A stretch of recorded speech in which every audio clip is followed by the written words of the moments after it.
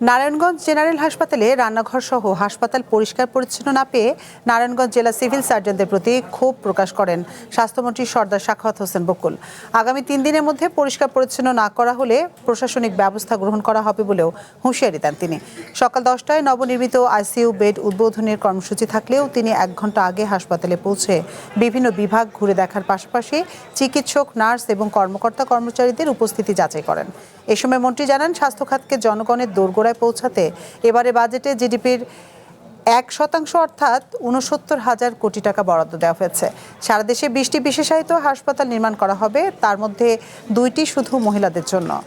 1 লাখ স্বাস্থ্যকর্মী নিয়োগ দেওয়া হবে। গ্রাম বাংলার রোগীদের হাসপাতালে নেওয়ার জন্য 4টি হেলিকপ্টার কেনা হবে।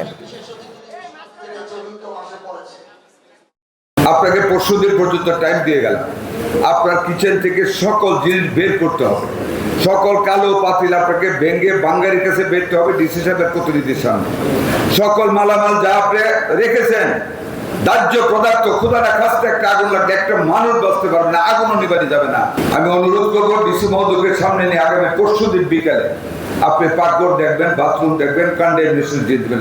Before the sunset of day after tomorrow you have to finish all the things, you have to sell out the things. যদি পাই আমরা একসাথে যাবো, সোজাসুজি কথা 3 মাস ধৈর্য ধরুন।